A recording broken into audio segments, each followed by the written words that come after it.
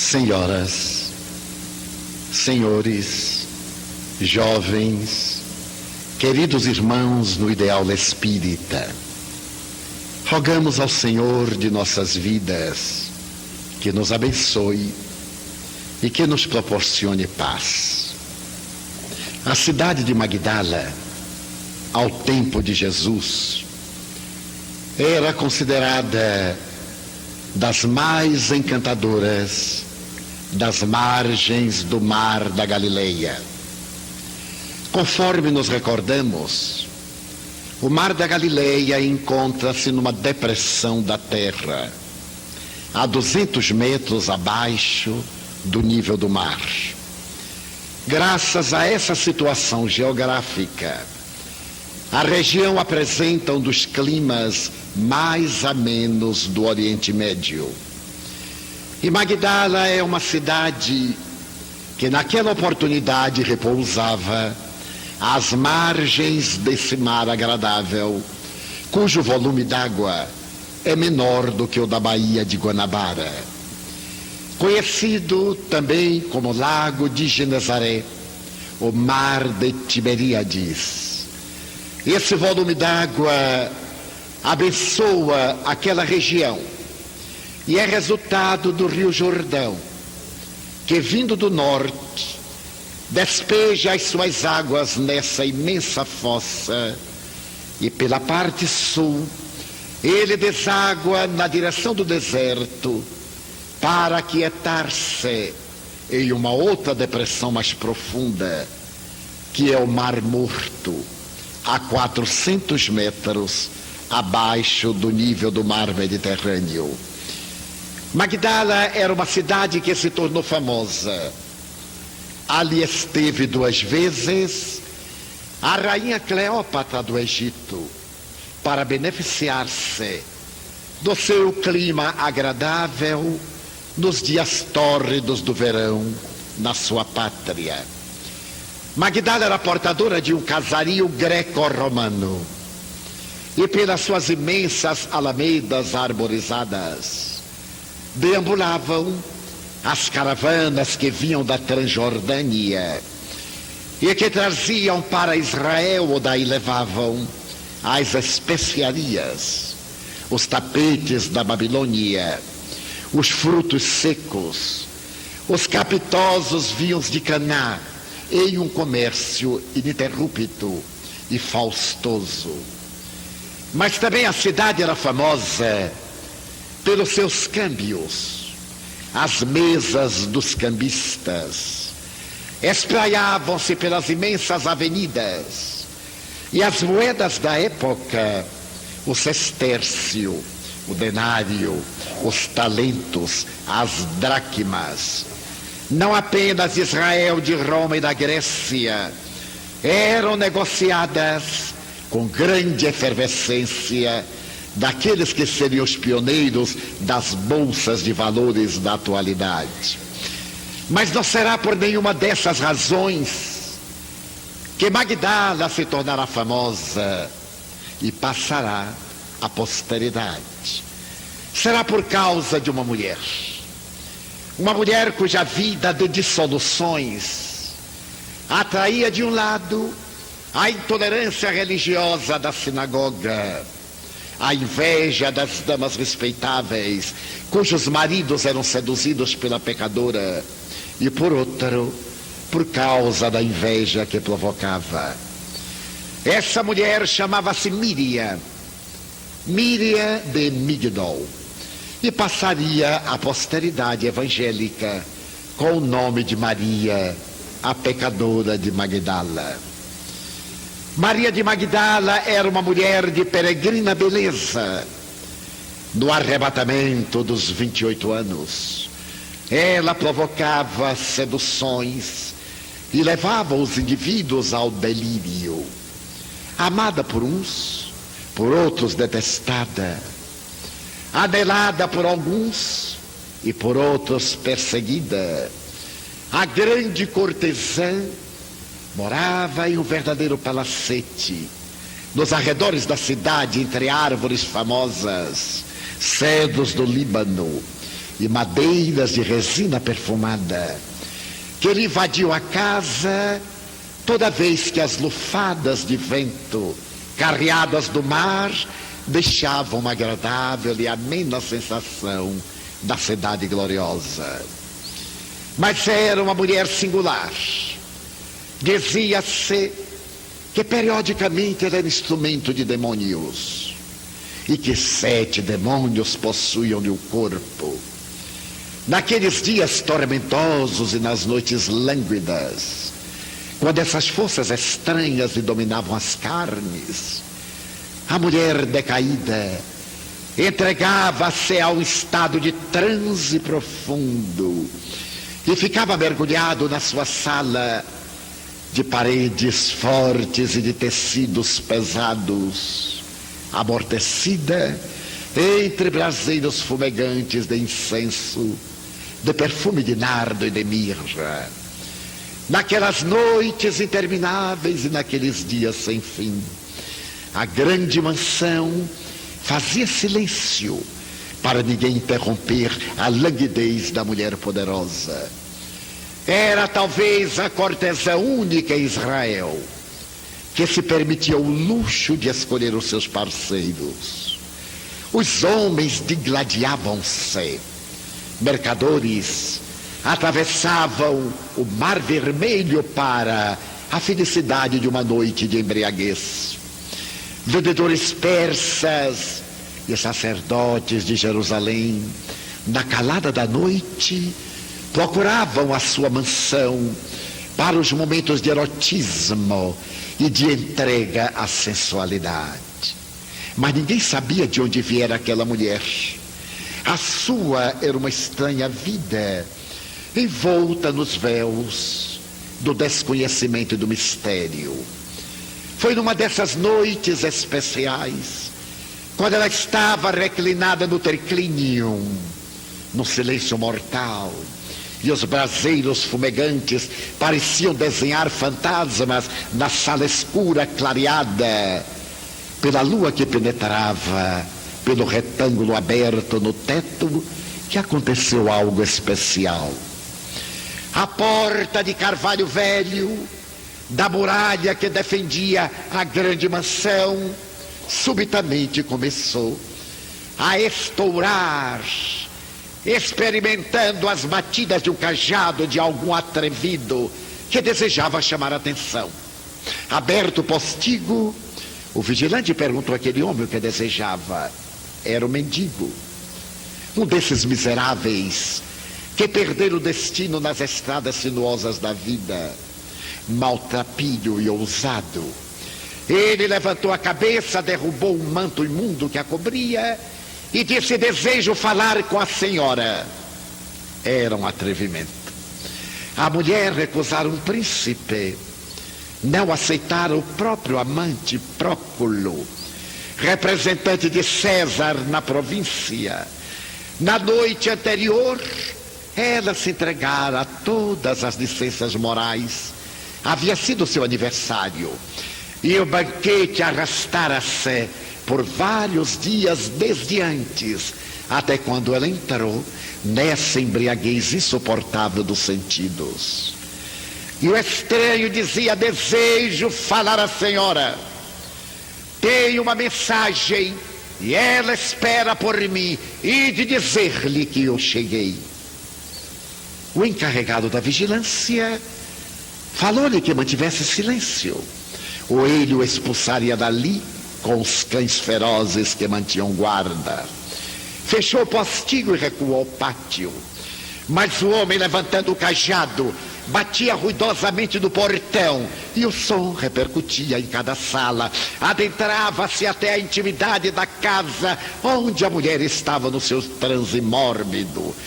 Tenho que falar à senhora, ou produzirei tanto ruído que esta casa pode desabar. O vigilante abriu a porta pesada. O estranho, que era muito ousado, adentrou-se no pátio interno. O responsável pelo repouso da cortesã lhe disse: a senhora não atende nem aos homens nobres, menos ao miserável. Tenho que falar à senhora. ou gritarei, ou me entregarei ao desespero até que ela me venha receber, porque ela necessita de mim. Como podia a cortesã de Magdala necessitar de alguém? Era um paradoxo. Aquele homem deveria ser um transvariado, mas ele gritava tanto e havia um estranho brilho no seu olhar, que o vigilante encarregado de manter o equilíbrio temeu. E uma escrava de pés descalços saiu pelo corredor imenso, abriu a cortina e ante a claridade de uma lua pálida, ela teve um arrepio a ver a mulher de pele muito alva, coberta levemente por um tecido negro, emoldurada pela cabeleira abundante, em um estado de êxtase, parada, o peito ofegante, arfando, enquanto as labaredas que crepitavam davam a ideia de um lugar purgatorial. A mulher recuou apavorada, era sua escrava encarregada de vesti-la, e quando ela ia recuando, o homem apareceu, adentrou-se sem convite, e abrindo a cortina pesada de veludo, atirou-se aos pés da mulher decaída e começou a gritar: Senhora, Senhora, ele veio. A mulher continuava na sua languidez: Senhora. E movimentando-a, sacudindo-a, o estranho dizia: acordai, Senhora, Jesus está em Cafarnaum, a pouco menos de 5 quilômetros daqui. É a vossa oportunidade, Senhora. Acordai. A meretriz lentamente, arrancada do abismo em que se encontrava, descerrou as pálpebras e na névoa dos olhos percebeu aquele homem de joelhos que lhe gritava o nome, que lhe suplicava atenção, e perguntou com voz pastosa: quem é você? Senhora, não vos lembrais de mim? Recordai-vos que há menos de uma semana voltáveis para casa em vossa liteira, e eu me atirei aos vossos pés e supliquei ajuda. Tende piedade de mim que sou leproso.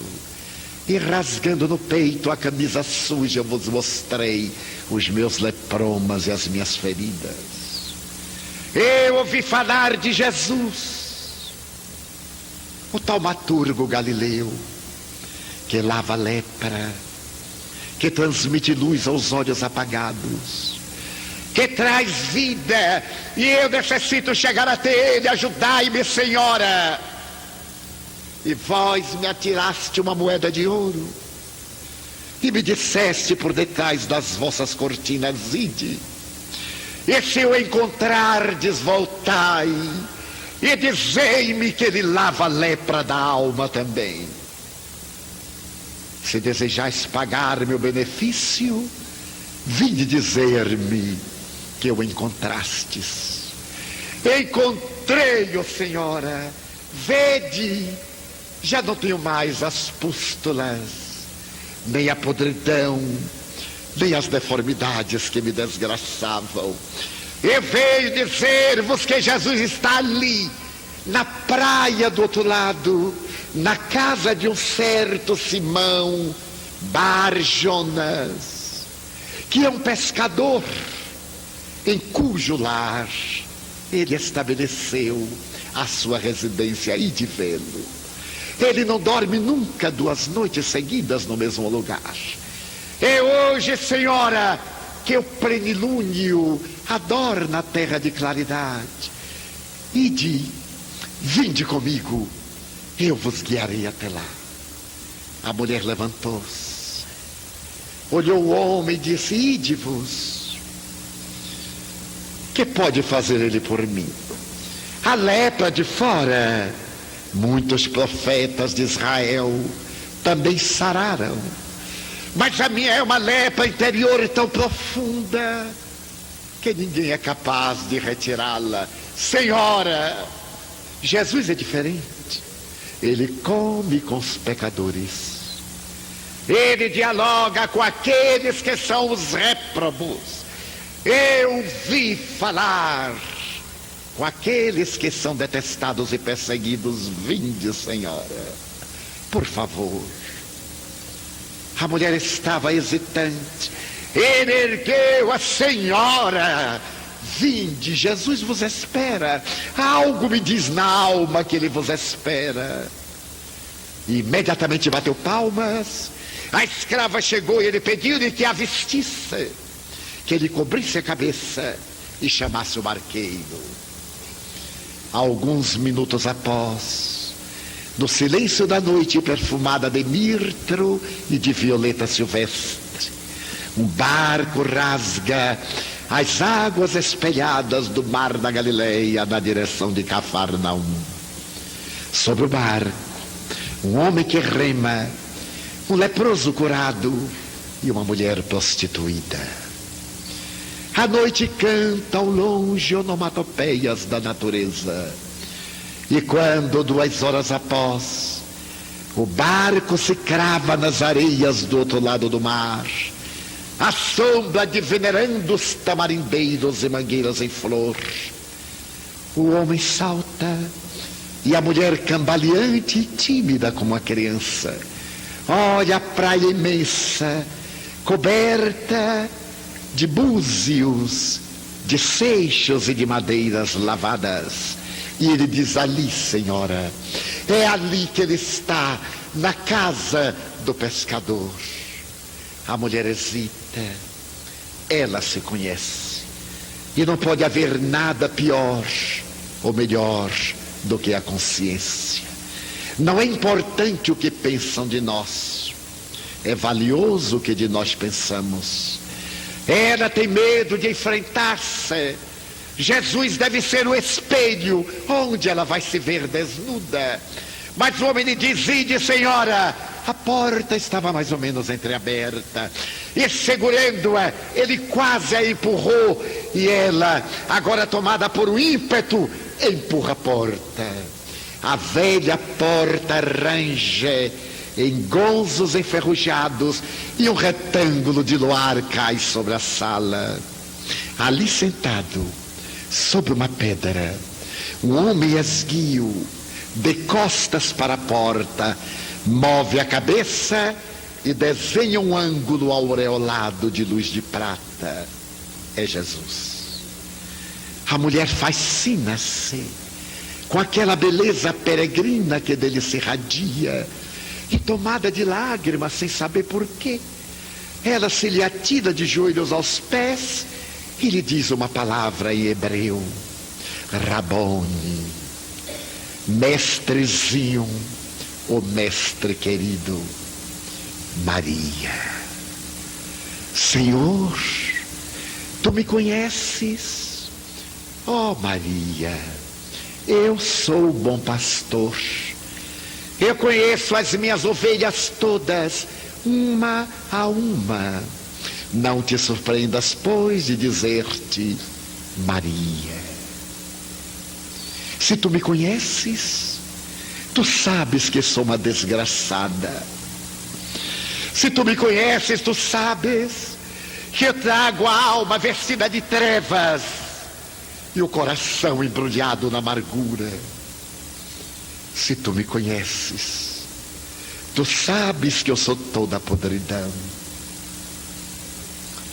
Oh, Maria, tu por acaso nunca viste os muros velhos, os escombros das casas em ruínas, quando chega a primavera, reverdecerem, abrirem-se em flores e o suave aroma espraiar-se pelo ar?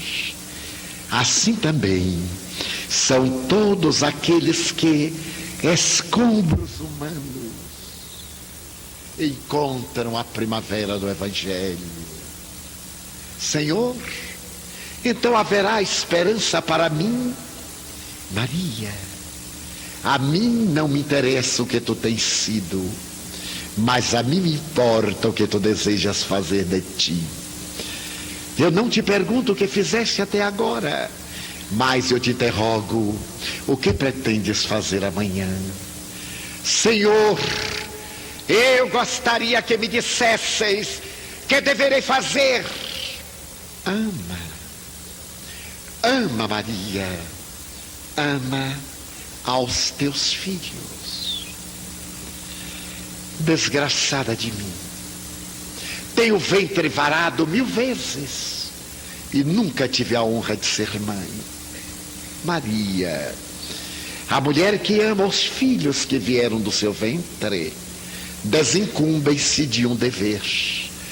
Mas quando eu te digo que tu ames aos teus filhos, eu me não reporto às flores de carne que saíram da tua carne, mas aqueles filhos que não têm mães, aquelas mães que não têm filhos, ama-os, e eu te darei o reino das bem-aventuranças.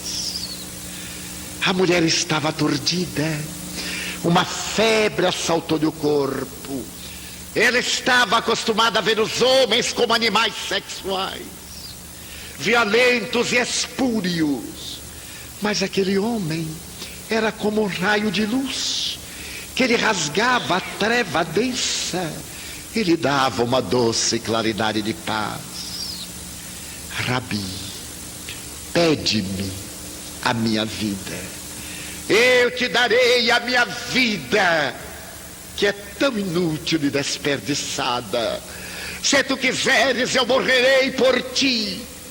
Maria, eu vou pedir a tua vida, não hoje, um dia. Um dia eu te pedirei a tua vida. E agora vai e ama Maria. A mulher levantou-se, cambaleava, não teve a coragem de dar-lhe as costas, recuou, saiu, e quando estava na praia enluarada, ainda pôde ver aquela figura aureolada de prata, que lhe pareceu dizer: vai Maria, e ser fiel até o fim. Ela entrou na barca e o seu coração pela primeira vez cantava uma balada infantil. Quando a madrugada colocava seu rosto de luz sobre a treva densa da noite que ia, a barca se cravou na praia de Magdala e a antiga meretriz saltou aureolada de esperança. Naquele dia correu um boato na cidade: a prostituta havia enlouquecido, atirava pela janela os seus bens, seus vestidos, suas joias. Os mendigos acorreram, o populacho veio, e ela, cantarolando, despojava-se. Reservou-se apenas um vestido, aquele com o qual perdera a virgindade, um vasilhame de alabastro que guardava um perfume de nardo especial, que era presente de sua mãe. Saiu e desapareceu no dia. Ali próximo, em uma outra cidade, havia um homem excêntrico. A humanidade sempre teve pessoas excêntricas. Esse homem era fariseu, era cumpridor da lei de Israel, e se permitia o luxo, já que era muito rico, de hospedar pessoas notórias e notáveis. Todo indivíduo célebre que passava pela sua cidade, ele oferecia um banquete para apresentar aos seus amigos. Em realidade, ele não homenageava a ninguém. Ele se engrandecia através das pessoas nobres. Até hoje é assim. Aqueles que parecem estar homenageando as pessoas notáveis estão colocando-se ao seu lado para brilharem também. E ele preparou um banquete e convidou um estranho taumaturgo que andava pelas estradas, falando de um reino especial, cujas fronteiras não estavam na terra e cujas dimensões eram do sentimento. Ele havia convidado esse homem de Nazaré, ou de Judá, ou da Galileia, ninguém sabia exatamente, para almoçar na sua casa. Mas convidara também os seus melhores amigos para recebê-lo. E quando o sol dardejava sobre a terra, em uma alameda imensa, que dava acesso à casa palaciana, à porta de entrada estava Simão, o excêntrico, acompanhado de servidores, de convidados e de escravos. Jesus havia recebido o convite para almoçar na casa de Simão. E para surpresa dos seus amigos, ele aceitou, o que não era comum. Acompanhado de Pedro, Tiago e João, ele veio caminhando estoico e lirial. E quando chegou à ala de acesso, no patamar imenso de entrada do hall, Simão curvou-se, as suas vestes alvas. Ele, como fariseu, era muito cuidadoso com a aparência e apresentou num gesto bem estudado a entrada que conduzia ao refeitório. Ali estavam os triclínios, que eram divãs baixos romanos, para que as pessoas reclinadas pudessem comer. A festa era opípara, músicos adrede contratados, com pífaros, tambores, com todos os instrumentos regionais, tocavam, e mulheres seminuas bailavam a dança dos 7 véus. Jesus naturalmente adentrou-se, Simão apontou-lhe um divã e ele reclinou-se. Os escravos abaixavam-se, apresentavam-lhe peixe defumado, tâmaras secas, ameixas especiais e passas, especiarias do Egito e da Babilônia. Frugal, ele apenas tocava numa que outra. A festa estava no auge e Simão estava estuante de vaidade. De vez em quando olhava o Galileu e reconhecia que ele era diferente. Havia algo, ninguém saberia definir exatamente o que daquele homem se irradiava. Quem o visse não ficaria neutro, odiava-o ou amava-o. Assim são os grandes líderes, odiados ou amados. Nunca ninguém fica frio diante deles, indiferente. E Jesus continuava. Inesperadamente ouviu-se um vozerio que se adentrava pela casa, um bulício. Simão levantou-se, os escravos corriam aturdidos e apareceu a meretriz. À porta do banquete, Simão ficou estarrecido, porque ela era muito conhecida, e ficou envergonhado. Como é que aquela mulher, cujas pegadas no chão deixavam marcas de desgraça, atreveu-se a entrar na sua casa nobre? A mulher atrevida olhou em volta com aquele desacato de quem não tem nada a perder, correu os olhos e adentrou-se violenta na direção de Jesus. Simão quis expulsá-la, chamou o mordomo, e quando ele olhou para a mulher, ela também o olhou. Simão era um hipócrita. Ele falava de virtude, mas era cliente dela. Ele pregava a pureza, mas no silêncio da noite, coberto de um manto escuro, ele frequentava o bordel.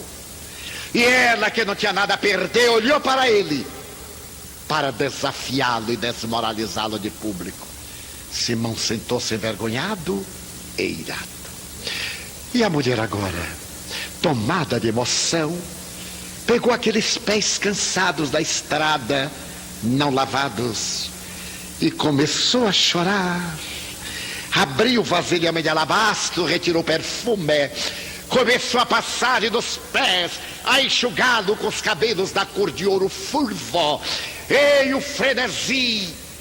E Simão olhou para Jesus, houve o estacato, um silêncio cruel, e ele começou a pensar: deve ser um hipócrita, ele é um mistificador. Se ele fosse profeta, ele saberia que aquela mulher que está aos seus pés é uma meretriz, e a expulsaria daqui. Claro que Simão não ia dizer isso, mas ele pensava. Olhava para Jesus irado, porque fora o motivo do escândalo, e estava maldizendo o peregrino a quem convidara. Jesus continuava impertérrito e plácido. Subitamente olhou para Simão e sorriu. Simão era pusilânime, sorriu também. E Jesus lhe disse: Simão, Eu sei que tu és um negociante próspero. Oh, Senhor, era o ponto fraco de Simão. Não é verdade, eu não sou tão rico como falam. Não, eu não te disse que tu és rico. Eu disse que tu és próspero e és um bom negociante. Mais ou menos, Senhor, mais ou menos. Tu também sabes como são os valores. Sim, sim, claro, eu trabalho com dinheiros. Simão, quando eu cheguei, tu me esperaste à porta. Sim, assim manda a lei. Mas tu não me beijaste, como manda a lei. E esta mulher, desde que chegou, me beija os pés. Tu não me deste as águas para as abluções, como recomenda a lei. Mas esta mulher, com lágrimas, me lava os pés. Tu não me deste a toalha de linho para enxugar o suor, mas com seus cabelos ela enxuga a planta dos meus pés. Eu te digo, mulher, por muito amares, os teus pecados te são perdoados. Sabes por quê, Simão? Porque havia um homem que tinha 2 devedores. Um lhe devia uma alta soma, 500 denários, e o outro lhe devia uma importância ridícula, apenas alguns talentos. E como nenhum dos 2 pudesse pagar a dívida, ele perdoou os 2. Então eu te pergunto, qual aquele que mais o amou? Oh, mas isto é fácil. Aquele a quem mais ele perdoou. Disseste bem. Por muito amares, mulher, tu estás perdoada. A mulher deu um grito e saiu. E a partir daquele dia, nas multidões que acompanhavam Jesus, havia sempre uma mulher de peregrina beleza, escutando-lhe deslumbrada o verbo flamívono e a doce cantilena da sua voz. Ela dialogava com os leprosos, ela atendia as crianças que se perdiam nas multidões, limpava feridas, mendigava para repartir o pão, e se tornou célebre no meio daqueles desventurados que acompanhavam Jesus. Quando ele se adentrou em Jerusalém na Páscoa, em um domingo que ficaria célebre pelos ramos de oliveiras e de palmas que as pessoas agitavam, no meio da multidão, Maria, a arrependida de Magdala, estava presente. Ela viu quando, montado no jumento, ele se adentrou pela porta principal da cidade famosa. E as pessoas atiravam tapetes, atiravam o manto, o chador, para ele poder passar. Mas não era ele quem pisava, era o animal que recebia as homenagens, porque ele cavalgava acima. Ela também estava naquela noite tormentosa, quando ele foi mandado a Anás, e mandado a Caifás, e mandado a Pilatos. Aquela via dolorosa, aquela noite de ansiedade, ela acompanhou de um para o outro lado, sem saber o que estava acontecendo. E ali no meio da multidão, ela viu quando o pretor, representante de César, apresentou e diz: eis o homem, nele eu não vejo culpa. Mas a multidão hoje é quase a mesma de ontem, tem sede de sangue. E desarvorada dizia: crucificai-o. Ele desafiou Moisés e a lei. Ele desrespeitou o imperador. Claro que os judeus odiavam o imperador. O imperador Tivério tivera a audácia de mandar colocar a sua efígie diante do templo para ser homenageado.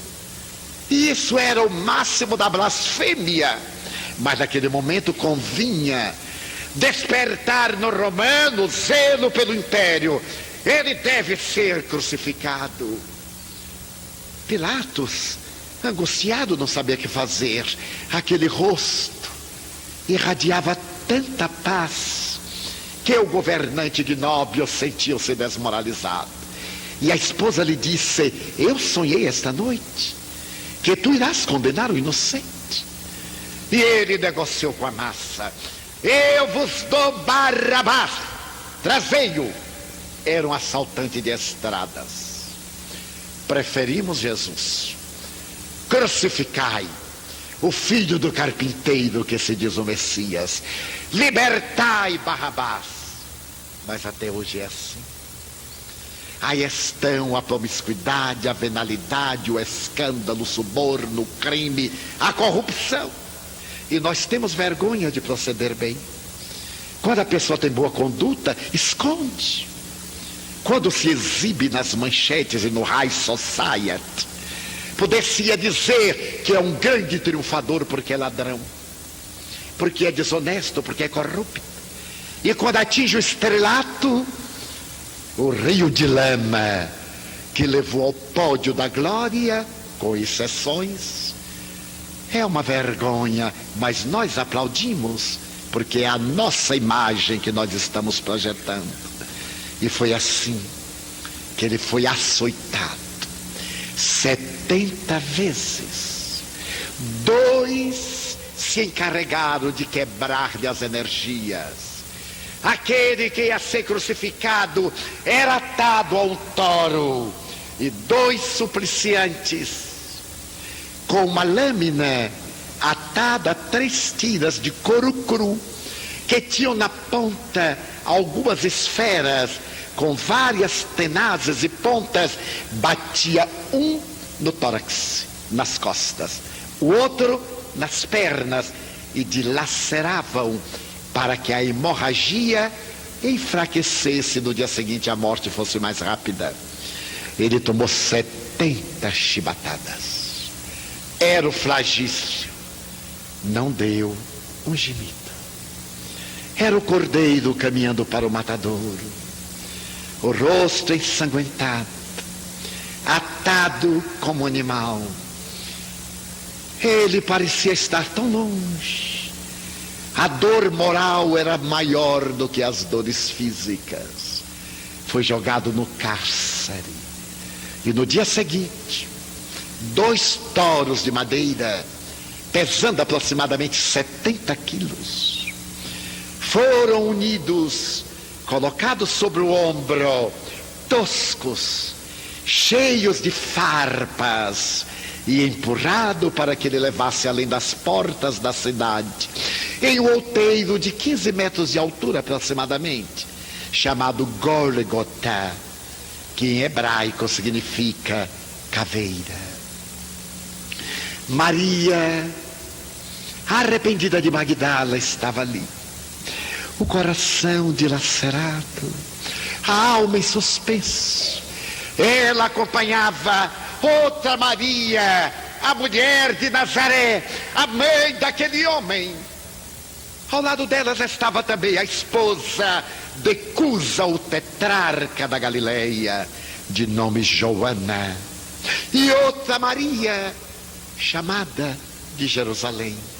Quando ele caiu pela segunda vez, ali naquela rua tortuosa que ainda existe, estreita e declive, na direção da porta da cidade, embora hoje o antigo monte esteja na periferia da velha Jerusalém. Quando ele tomou por segunda vez, uma mulher trespassada de dor estranha tomou de um tecido de linho alvíssimo e enxugou do suor. E quando retirou, estava desenhada a face sanguinolenta. Ela seria chamada Verônica. Dobrou o linho e acompanhou a triste comitiva. Um silêncio de pedra, um céu dominado por tormentas. O relâmpago zigue-zagueava longe, o trovão aplaudia, e as nuvens densas desenhavam a tormenta macabra. Chegaram ao aclive do monte, estenderam-lhe os braços grosseiramente, colocaram um pé sobre o outro e cravaram instrumentos enferrujados, cravos pontiagudos, com 25 centímetros de comprimento, golpeando no pulso, entre o cúbito e o rádio, e nos 2 pés, as marteladas que ele estremecia. Sobre a cabeça lhe haviam colocado uma coroa de espinhos de rosas silvestres, tiradas da esterqueira, e ao cravarem-nas, ele contraiu tétano. E de quando em quando ele tinha um tipo de convulsão. Com 2 forquilhas pesadas, ergueram a cruz. Ele pesava entre 60 e 65 quilos. Era magro, frugal. E quando o corpo derreou, as farpas entraram-lhe pelas costas até os pulmões, e nos ombros, e nos braços. E ele teve uma expressão de angústia. A tormenta começou a ameaçar. E ele ali estava, e Maria de Magdala, abraçando aquela mãe crucificada na dor invisível, chorava copiosamente.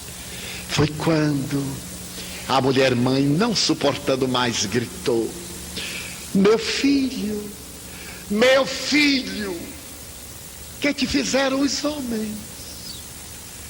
Ele moveu a cabeça, olhou aquele grupo de adversários gratuitos, aquele magote de amigos, 5 mulheres, e João foi o único homem, um rapaz de 16 para 17 anos. Eram tão poucos no meio das feras que o ululavam, enquanto os seus pés jogavam sortes com as suas roupas, como estava na profecia. Ele então disse ofegante: mulher, não a chamou de mãe, eis aí o teu filho. E olhou para João: filho, eis aí tua mãe. Ele rompia os vínculos carnais.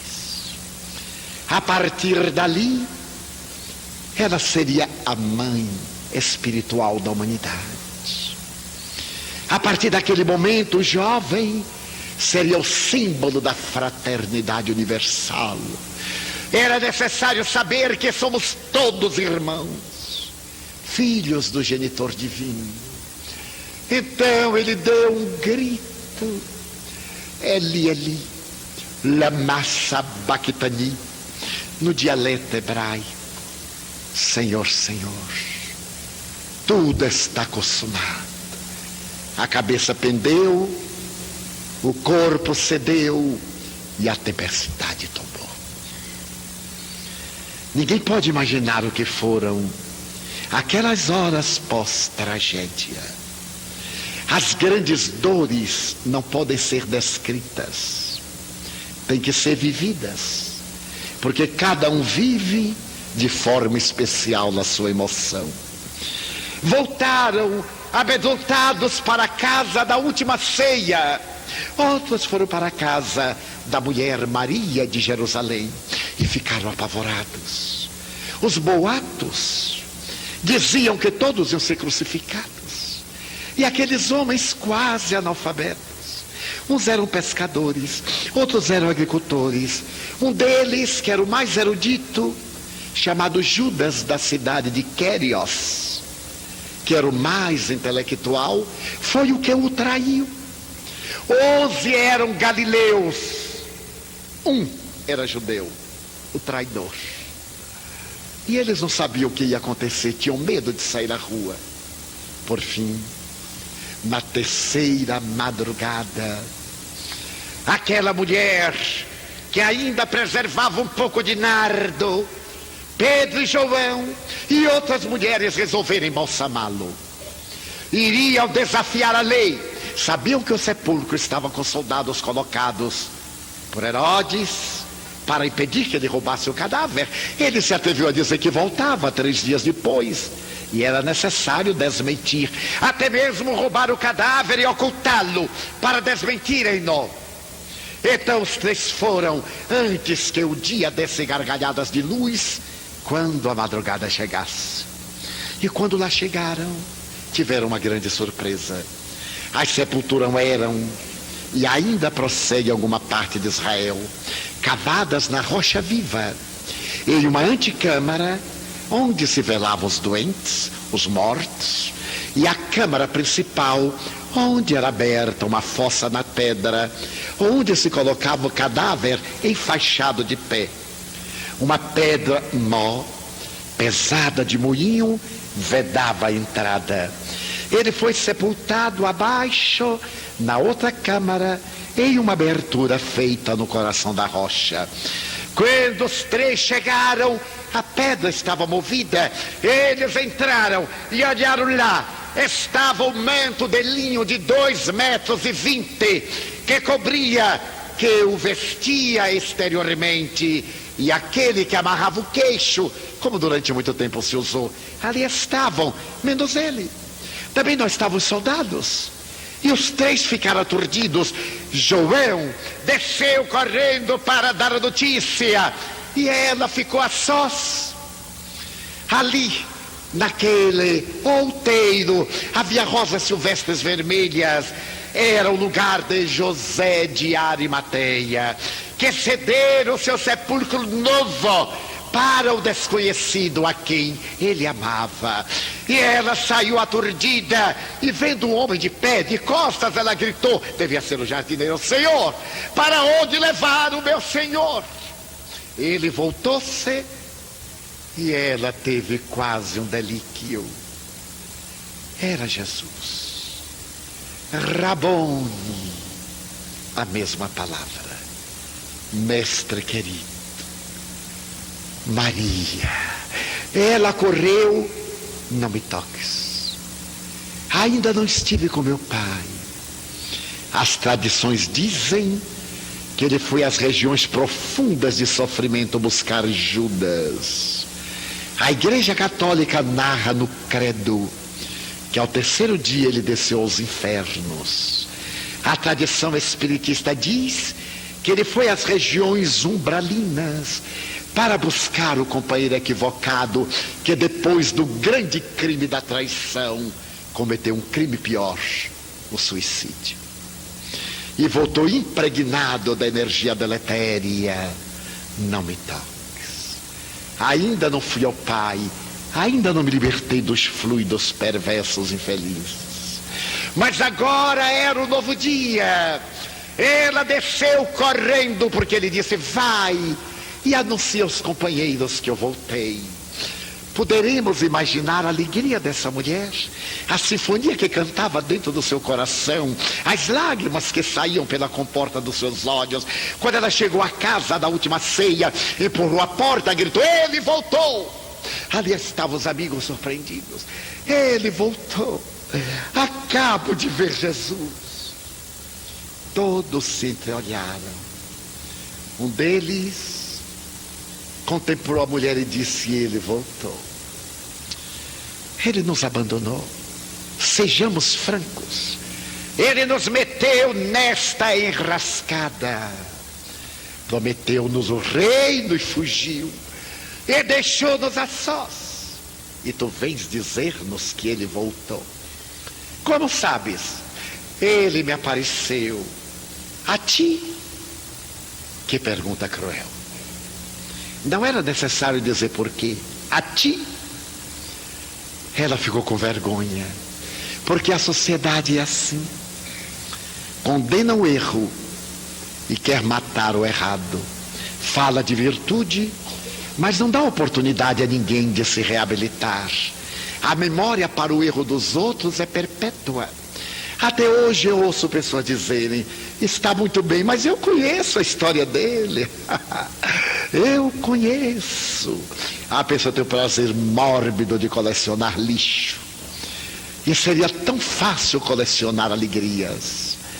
Maria, envergonhada, recuou. Nunca a perdoariam. Ela era meretriz, havia sido, mas não foi sozinha. Muitos prostitutos a corromperam, mas a sociedade achava que não. Só há prostitutas. E é claro que elas não se perdem a sós. Mas neste momento a mãe do ressurrecto abraçou-a e lhe disse: eu creio, minha filha. O meu coração de mãe diz-me que ele te apareceu. Aquele que se apontava era Tomé, frio, rebelde, apesar da convivência de 2 anos e 8 meses com ele. Para muita gente toda uma vida é pouco. O caráter de uma pessoa ilibada por 50 anos, basta uma calúnia para dizer assim: vai ver que é. Não adiantam valores no mundo, como dizia Rui Barbosa, onde a degradação campeia. Mas dias depois, ele apareceu no mesmo lugar, portas trancadas. E quando todos ficaram extasiados, ele disse: Tomé, vem e toca o lugar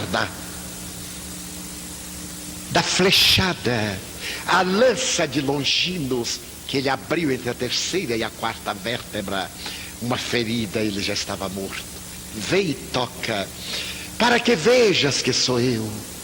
Tomé veio, tocou a chaga. Ó Senhor, eu agora creio. Sim, Tomé, tu crês porque viste. Bem-aventurado, no entanto, é todo aquele que, não tendo visto, acreditou. E logo mais foi uma sinfonia de aparições. Ele apareceu na estrada que leva a Emaús a 2 viandantes. Ele apareceu na Galileia, quando todos voltaram para casa e Simão estava pescando nu para ter maior facilidade com as redes e não conseguia pescar, quando subitamente na névoa ele pareceu enxergar um fantasma e uma voz lhe disse: Simão, atira as redes à esquerda. Ele cobriu as partes pudicas, atirou a rede e repletou-a. Diz a tradição, o barco quase afundou. E ele, remando, era Jesus. Assou o peixe na brasa. Comeram, era o mestre. As labaredas clareavam-lhe o rosto transparente. Ele apareceu em Betânia, quando João, jovem arrebatado, falava emocionado a respeito das suas lembranças, e havia quase 500 testemunhas, e ele ascendeu em uma nuvem na direção do infinito. Agora era o momento das despedidas. Cada qual deveria tomar o seu rumo, não sabiam o que fazer. Era um estranho ministério. Que fazer? Tiago ficou em Jerusalém. Ele conseguiu uma casa na estrada entre Jerusalém e Jopa para albergar os miseráveis, crianças órfãos, leprosos, loucos, endemoniados. Pedro voltou a Cafarnaum. Maria volveu a Nazaré, onde tinha parentes. E cada qual foi para os seus quefazeres. Maria, a de Magdala, também voltou para as suas regiões. E quando ela estava procurando organizar a mente para dar um novo destino, Pedro disse: agora, Maria, eu voltarei a Jerusalém para ajudar a Tiago. A casa do caminho necessita de mim. João viajou para longes terras, Éfeso, uma região grega, onde alguém lhe havia dado um trato de terra. E quando todos saíram e Pedro lhe disse: agora me vou eu, ela sozinha suplicou: Simão, leva-me contigo. Não posso, Maria. Tu és mulher. As mulheres são fracas. Depois ela compreendeu o passado. Perdoa-me. Muito bem, Simão. Ele se foi e ela ficou ali. Durante 3 dias, ela bateu na porta dos casais suplicando um emprego. Nós falamos tanto contra o vício, mas não damos oportunidade ao viciado de recuperar-se. Ela desejava trabalhar, ganhar o pão. Os homens diziam: volta, tu continuas bela, acabou o fetiche. Aquele estranho Galileu te havia seduzido, agora ele morreu, volta, nós te daremos um palácio, tu és bela, um pouco mais de trato e tudo voltará ao normal. Ela sorria confrangida. Para o vício todo mundo colabora, para a virtude os obstáculos se levantam. As mulheres diziam: volta ao prostíbulo, miserável, tu não roubaste nossos homens, volta, pecadora. E atiravam-lhe os cães e pedradas. Foi nessa situação que ela viu que ia morrer, à fome, ou teria que se prostituir ainda mais. Estava na praia, naquela mesma praia de onde pegara a barca, e era uma madrugada, quando ela ouviu uma matraca que, batendo metal na madeira, fazia-se acompanhar de uma voz rouquenha: fugi, Morfeia, é lepra. Havia uma exigência legal que os leprosos chocalhassem algo para que as pessoas saíssem da direção do vento para não se contaminarem. Maria quis correr, o instinto de conservação da vida, mas lembrou-se que ela possuía lepra na alma. Então ela ficou. Era um grupo, alguns a cavalo, outros amputados, crianças, pessoas cegas, arrimadas a bordões. Quando eles foram chegando, ela perguntou: aonde ides? A Cafarnaum. E que viestes fazer? Nós vimos da Assíria, porque ouvimos falar de um tamarturgo que limpa a lepra. Chegastes muito tarde. Assassinaram-no, mataram-no numa cruz. Então ela viu aqueles rostos amargos desenharem o desencanto, alguns saltarem do animal e chorarem, as mulheres estreitarem os filhos. E ela disse: não choreis, ele se foi, mas nos prometeu a vida. O corpo é uma massa que se decompõe, a alma é um cisne de luz que pode voar. Então ela se lembrou do sermão da montanha. Ele falou que são bem-aventurados os que choram, os que sofrem, os que têm sede de justiça, os repudiados. E ela percebeu que estava falando sobre ele. Falava em torno dele, cantava o seu nome e falou-lhes. Comeu um pedaço de pão de mãos leprosas, atravessou a noite do dia seguinte. Quando as autoridades souberam daqueles leprosos recém-chegados, expulsaram-nos para que fosse para o Vale dos Imundos em Jerusalém, que tinha uma população de mais de 10.000 moribundos de lepra. Mas eles agora sorriam e saíram. Ela ficou a sós na praia, quando numa curva uma criança lhe acenou a Deus. Ela teve uma reflexão. Não tinha ninguém. Essa foi a sua primeira família. Ela gritou: esperai por mim. Saiu a correr, abraçou as crianças, e 2 semanas depois, no Vale de Lepra de Jerusalém, entraram alguns estranhos e uma linda mulher. Toda tarde, quando o sol cobria o Hermon em neves eternas e dava-lhe um esplendor estranho, em uma pequena plataforma uma linda mulher falava: vós, os leprosos, e referia-se a Jesus.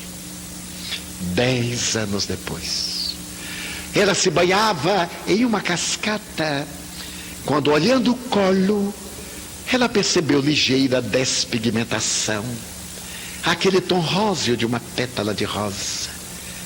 Ela passou a mão, tomou de um graveto, fincou, não sentiu nada. Ela sorriu: pagarei na carne os erros que na carne cometi. Naquela tarde, mais exuberante do que antes, ela abriu os braços e começou o discurso diferente. Meus irmãos, nós, os leprosos, Maria de Magdala, exteriorizava de dentro a lepra que saía agora em flores murchas e apodrecidas de carne em decomposição. 30 anos depois, daquela mulher que fora a rainha das cortesãs, não restava mais nada. A catarata devorou-lhe os olhos, os dentes caíram, as abas das narinas foram carcomidas, as orelhas alongaram-se, a artrite reumatoide deformou-lhe os dedos, a lepra exigiu amputação de alguns. Recurvada, ela se lembrou da mãe de Jesus. Sabia que ia morrer, mas não desejava morrer sem ver aquela que é a mãe da humanidade. Então ela disse aos seus: eu tenho que ir. A senhora mora em Éfeso. Eu desejo vê-la pela última vez com os apagados olhos da carne. Orai por mim. Pediram-lhe para que não fosse. As imensas estradas, a canícula. Mas ela disse: é o meu último desejo. Despediu-se. E arrimada a um bordão, começou a longa jornada. Viajava à noite, repousava sob as árvores durante a canícula do dia. Crianças atiravam-lhe pedaços de pães ázimos e outros alimentos à distância, e algumas pedradas também. E ela foi. Éfeso estava ali, às portas da cidade. As febres dominaram-na e ela caiu em delírio. Alguém passando viu aquele corpo trajado pronunciando João. Maria de Nazaré correu e foi até o aclive onde morava João, em uma casa que passou a ser chamada a Casa da Santíssima, porque a veneranda mulher que ali morava havia um dia atendido a um leproso, e ele disse: senhora, vós sois a mãe do nosso Senhor e sois a mãe santíssima dos desgraçados. Maria Santíssima desceu, recolheu aquela mulher alquebrada, levou-a, colocou-a num catre e durante 2 dias e 3 noites velou. Ela não recuperou mais a lucidez. Na madrugada seguinte, ela sentiu uma queda súbita e flutuou no ar.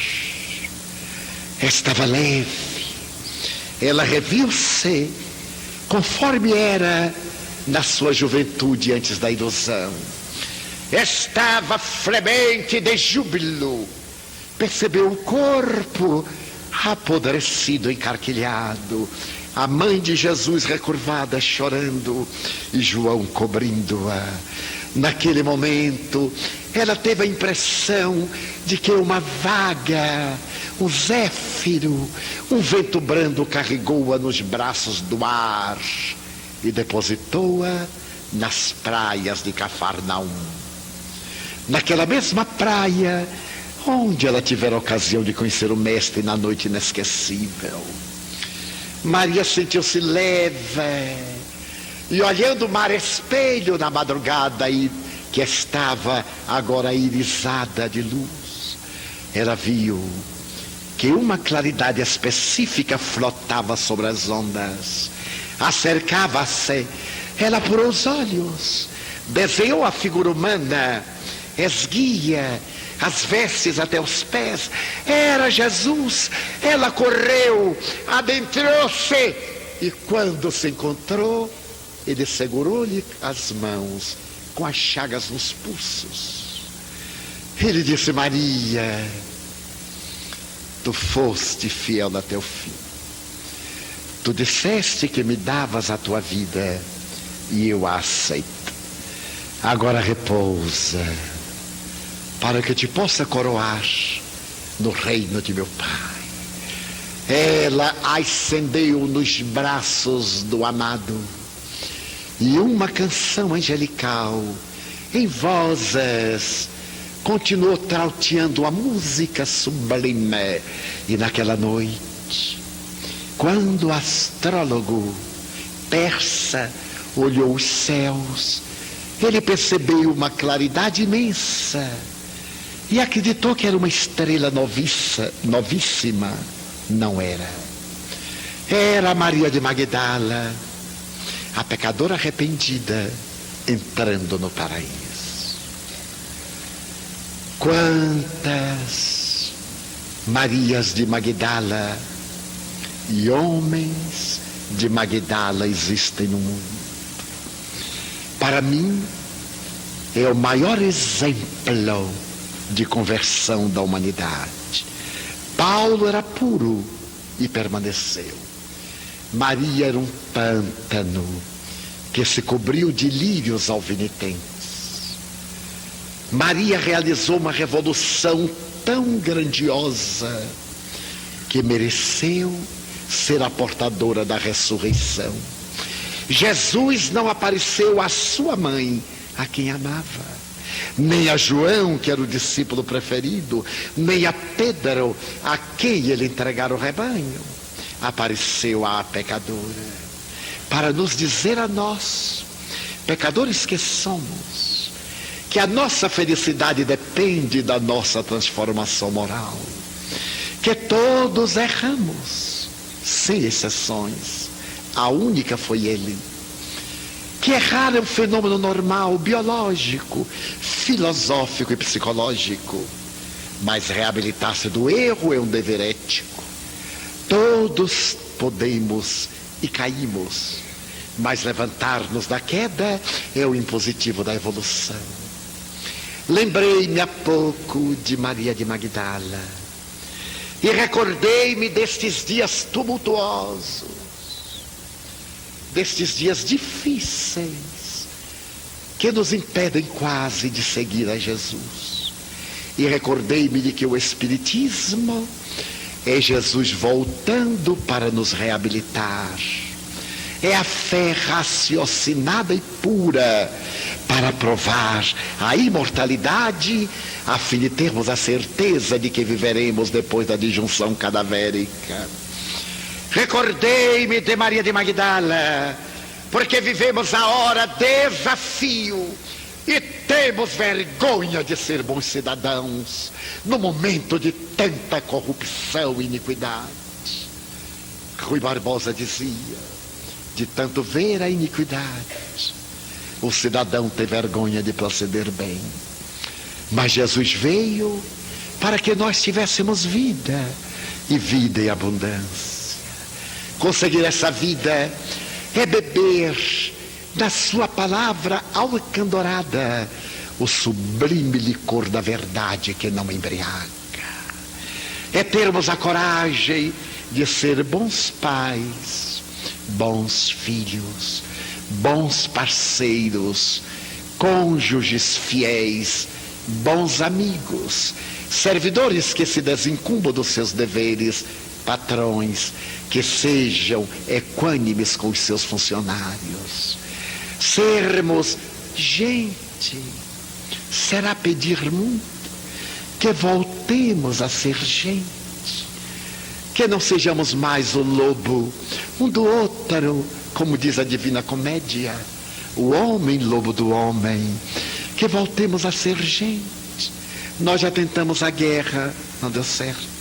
A traição, o crime, a infâmia, a perfídia, o vício. Será que poderíamos começar a tentar o amor? O amor que não pede nada, o amor que apenas doa. Esta é a mensagem nova. No dealbar de um novo milênio, a mensagem é esta: seja você quem ama e não tenha constrangimento de amar. Seja você quem perdoa e não fique envergonhado de perdoar. Seja você quem dá uma nova chance e não fique constrangido em concedê-la. Seja você quem estende a mão para abraçar neste mundo de mãos que somente apedrejam. Seja você a manifestação de Jesus no mundo, para que todos saibamos que somos seus discípulos. E se alguém disser, mas eu não tenho como, eu sou tão pobre, eu não sei falar, eu não sei agir, eu não tenho capacidade de ser missionário, eu não tenho recursos, diga sim a Deus. Eu gostaria, meu Deus, eu gostaria de ser uma Via Láctea de estrelas, para que as noites da terra fossem mais belas.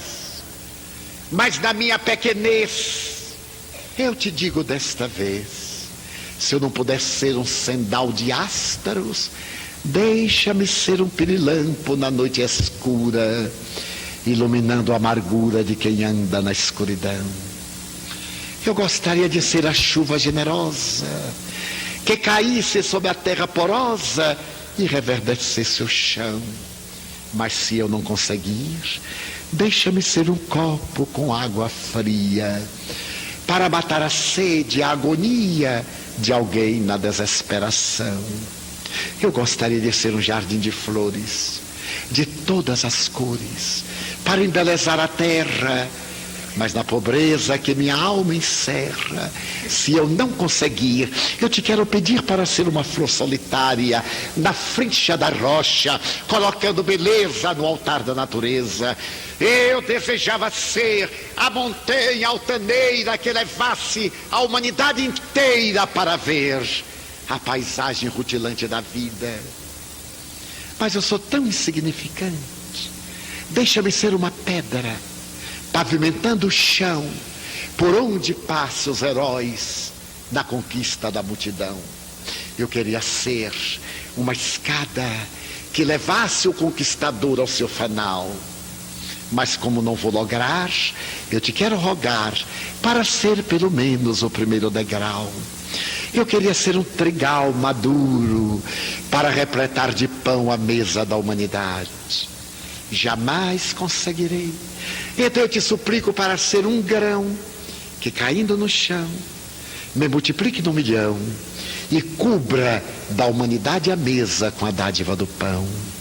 Eu queria, Senhor, ser um pomar de árvores frutíferas e generosas, mas não lograrei. Então eu te pedirei para ficar à sombra na estrada, para quando alguém passar pelo meu caminho, eu lhe diga de mansinho: olá, meu amigo, aonde vais?